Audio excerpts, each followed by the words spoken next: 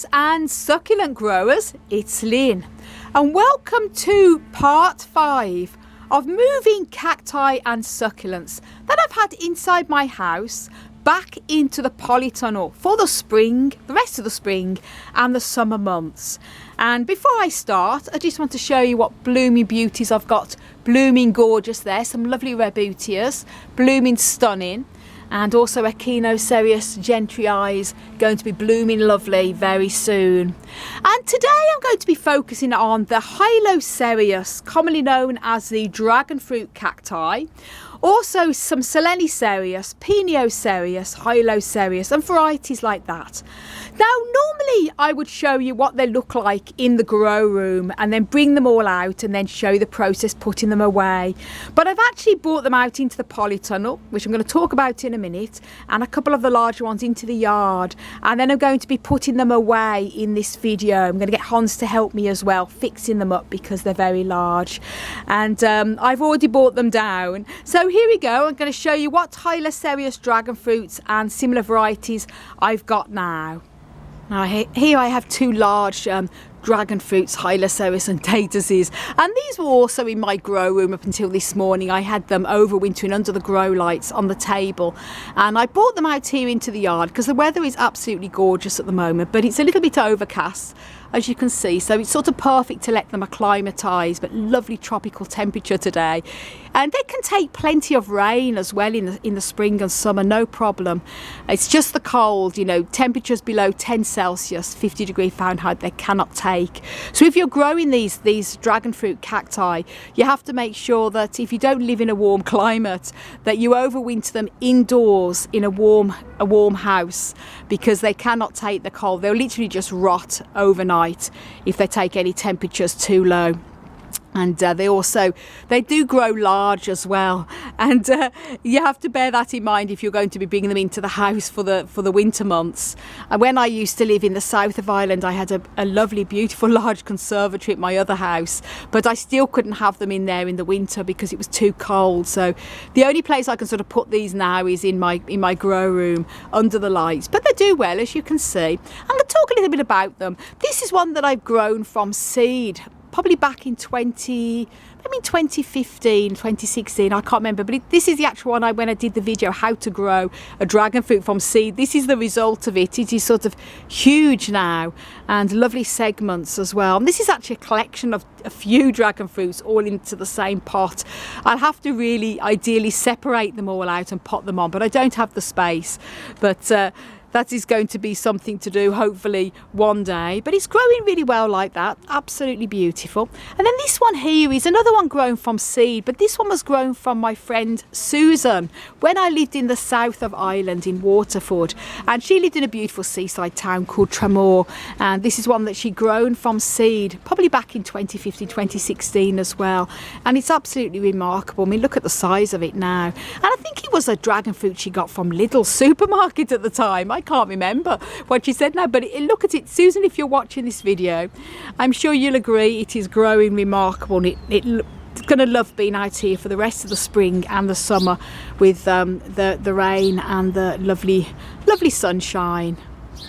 Now, I just want to show you while I'm out here in the yard, before I show you the rest of the Hylocereus, I just want to show you our other epiphytic type of cacti here. This is Epiphyllum Pegasus, and just look at all of them buds, guys.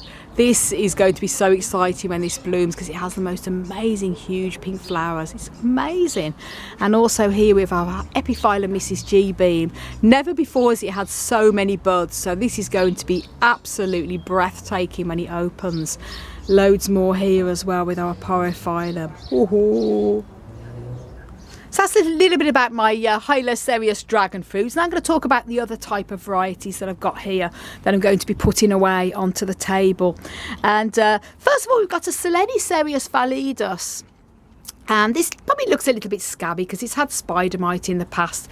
It's making a nice recovery now with new growth there, and also new growth. Always having to use neem oil to knock off the spider mites on this. It seems a bit of a magnet, but it's a lovely plant. And over time, the Selenicereus validus makes a lovely hanging basket because the stems sort of hang down as well.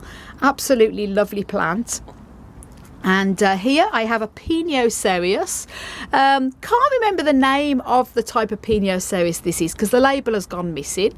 They just seem to vanish. But it's one I got a few years ago from Cacti, and it's sort of growing really well too. And this one here is this is a Selenicereus testudo. Again, it's very similar to Hylocereus, but it has more of the more sort of cactus-like in its appearance as well. It has the sort of the spines and everything like that. Again, likes tropical, can't take cold either, so it needs a minimum of 50 Fahrenheit in the winter time. And here, just check if there's any missed out. Oh yes, this one is another Selenicereus testudo here. And this is one that I got from a cutting a few years ago from my friend that lives in Dublin, and this has grown really remarkable. So I love it just the way it grows. They're wacky. And here, this is a Werkliocereus.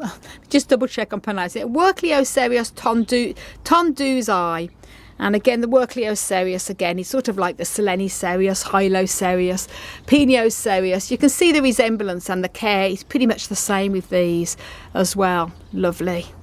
And then here is a Piniocereus cooksonianus. Yeah, Piniocereus cooksmaliensis. There. And this is a lovely hanging one as well, the way it grows. Absolutely gorgeous. They're just wacky. I love them. And that's, I think, pretty much it about them. A little bit of history about each one anyway.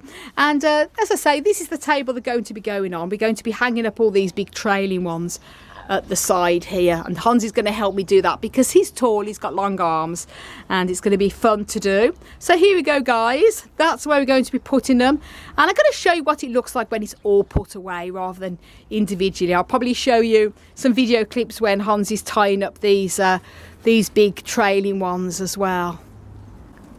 So here is Hansi.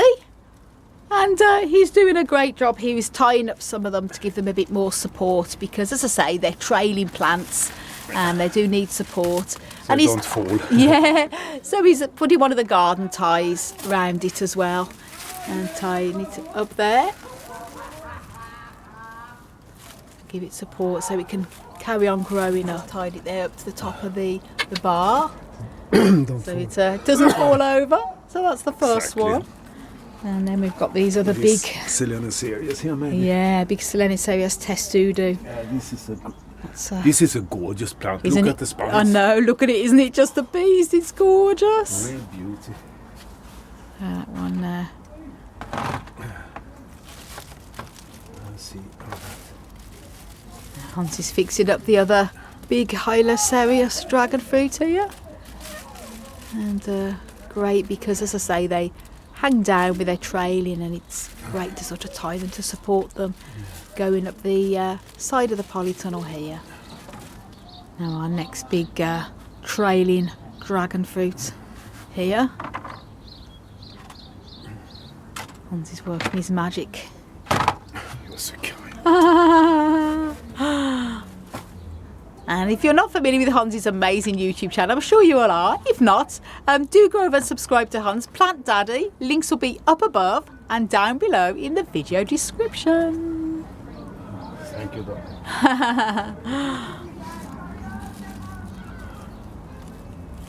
Weird, this one, isn't it? I know.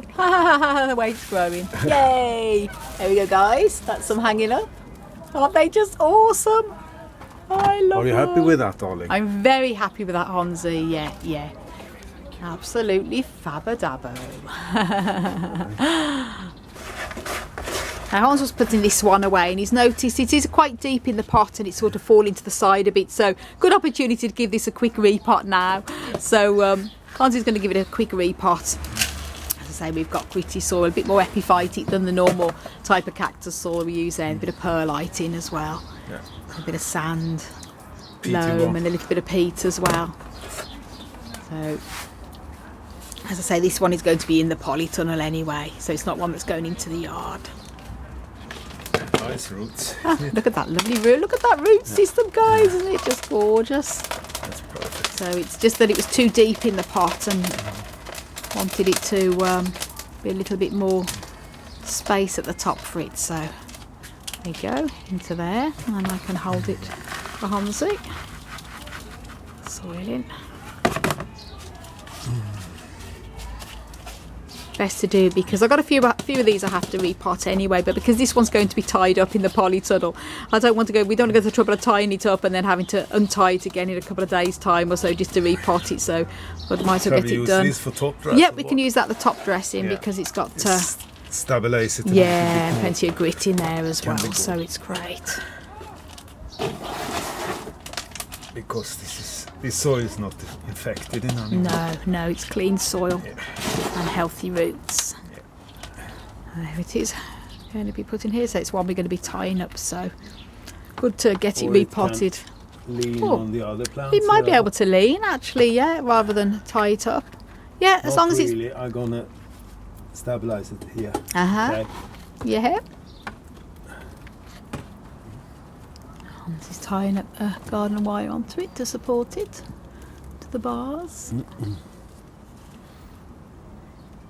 Woohoo! That's all the Hylocereus, Piniocereus, Selenicereus varieties all put away and tied up, and obviously our two big dragon fruit Hylocereus is out in the yard for the spring and summer, and I'm going to be watering them up now, giving them a good watering. I just want to mention as well other plants that I brought down from the grow room that I never mentioned in my other videos.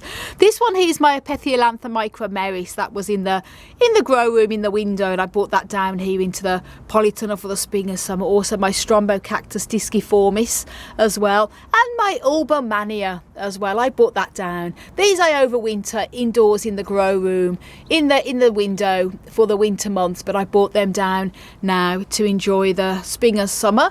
So happy days. So that's all of the overwintering plants that I've had indoors, vlogs, videos done. And I'm going to have probably lots of videos coming up over the next few weeks of rearranging plants in here in the polytunnel, because I've got a lot to do, going through them all and tidying up and things like that, all the little jobs I love to do. So do stay tuned for that, and just happy to see lots of flowers coming up already, which is lovely to see after such a long wait for the spring, because it had been such a slow spring, and lots of buds as well on the Mammillarias and the Gymnoclisiums, buds on the way. So happy days, really excited. So thanks so much for watching, everyone. If you haven't done already, then don't forget to subscribe. Do click the notification bell. You can also follow me on Instagram, Twitter and Facebook at Desert Plants of Avalon. And for more growing tips, do check out my website, desertplantsofavalon.com. And if you love cacti and succulents and you live in the UK, you must check out my affiliate link to the Funky Cactus. And I'll put my affiliate link down below in the video description. So every purchase really helps me and my channel. So do go over and check out my affiliate link, and check out the amazing cacti and succulents that the Funky Cactus have for sale. I want to wish you all an amazing cactus powered